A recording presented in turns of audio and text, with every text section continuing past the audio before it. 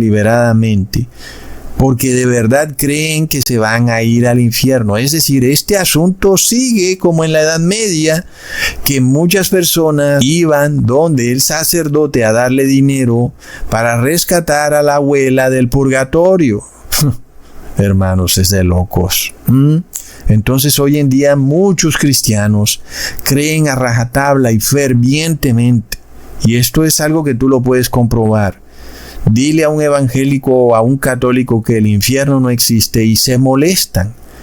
¿Por qué se molestan? Es decir, ¿por qué te vas a molestar si te dicen que la casa de Satanás no existe?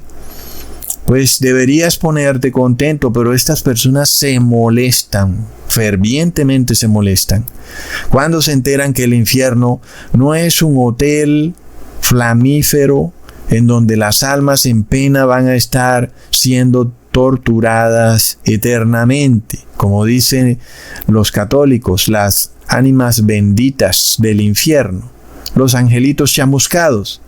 No, eso no existe. Y es que esta gente no lee la Biblia. Simplemente el infierno es la tumba.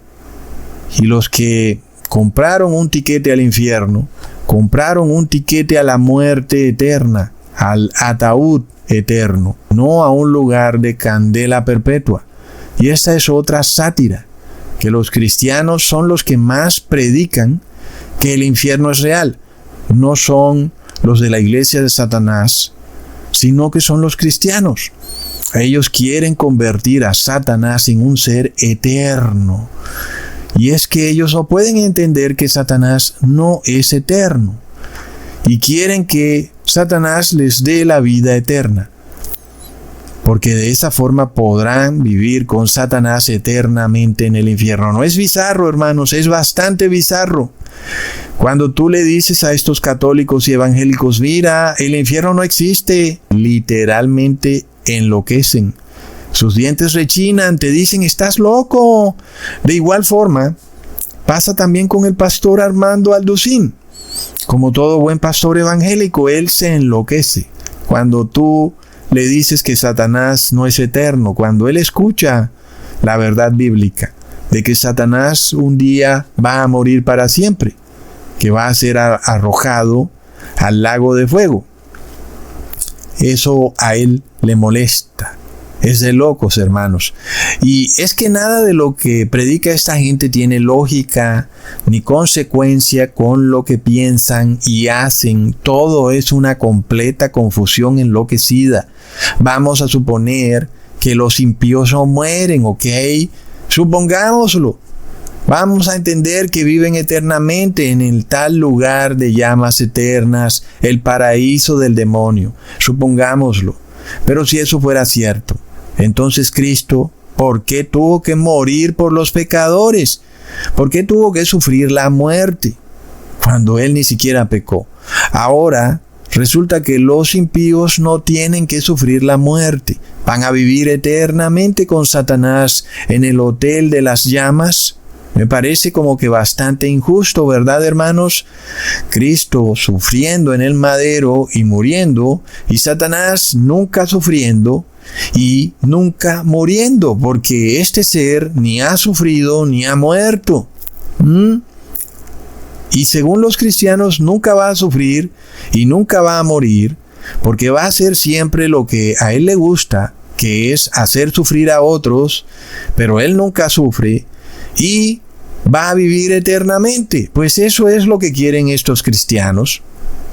Es de locos, hermanos. Pero además, Jesús solo murió por el pecador arrepentido. Así es. Jesús no murió por esos pecadores que no quieren arrepentirse, que porque se van a ir a vivir al infierno, a las llamas eternas. Jesús no murió por esas personas.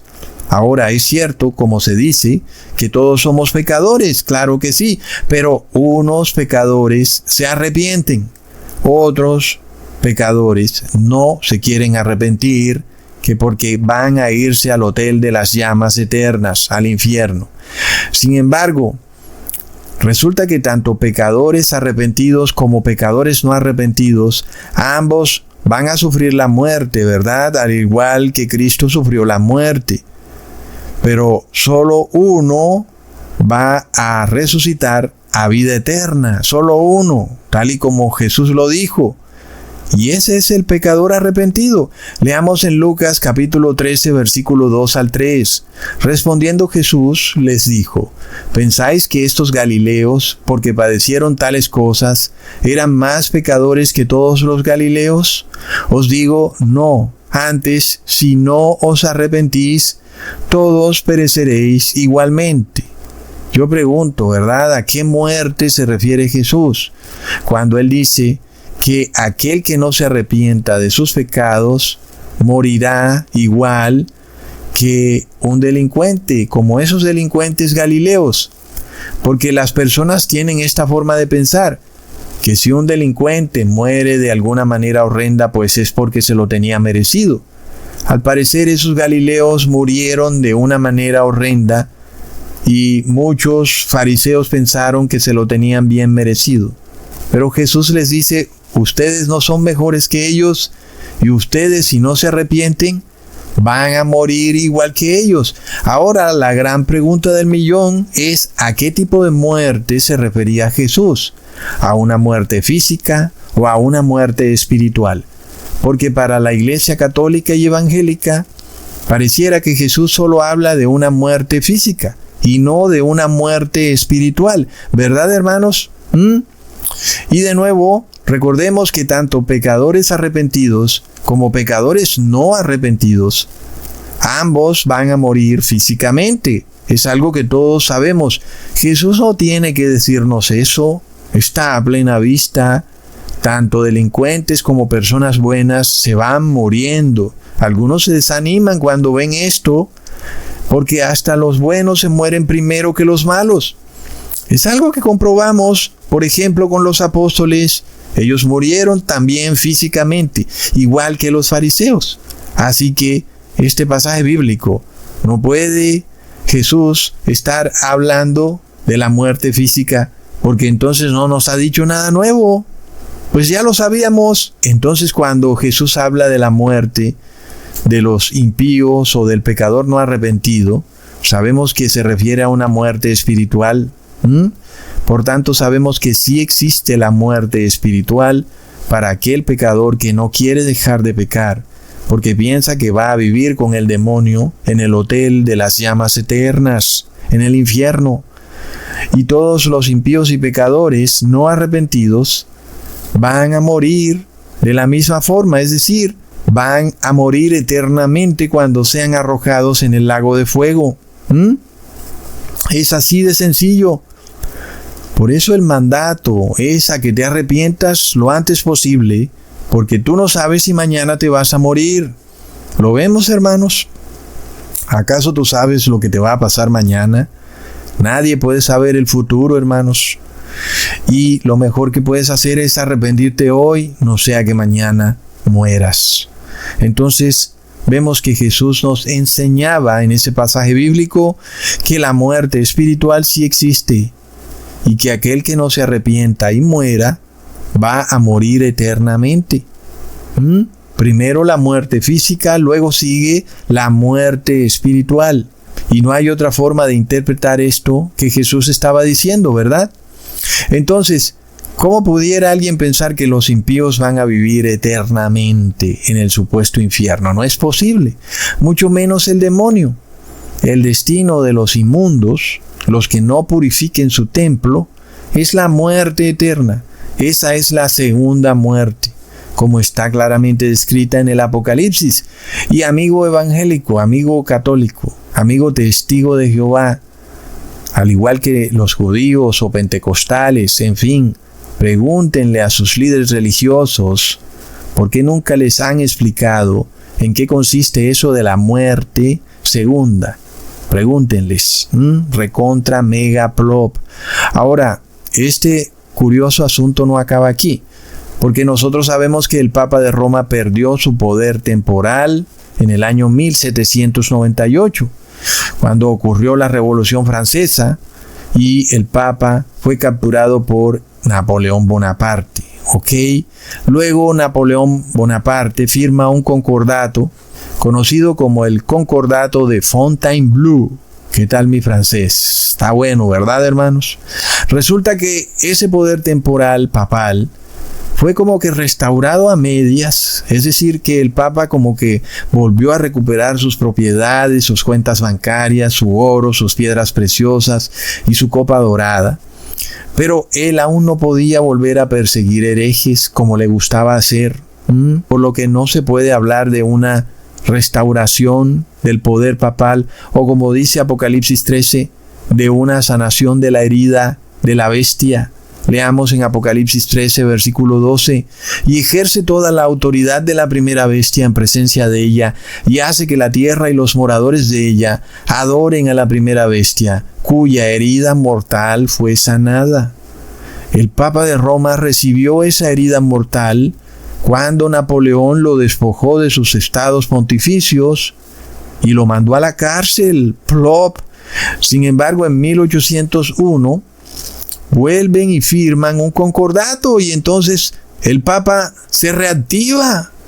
Pero además de todo, para reforzar ese poder papal, entonces en 1822 desplegó el bautismo negro en los estados pontificios hasta el año 1848, de forma que aquel que no recibiera el bautismo negro era como que un poquito perseguido, aunque no tan fuerte como ocurría en la Edad Media.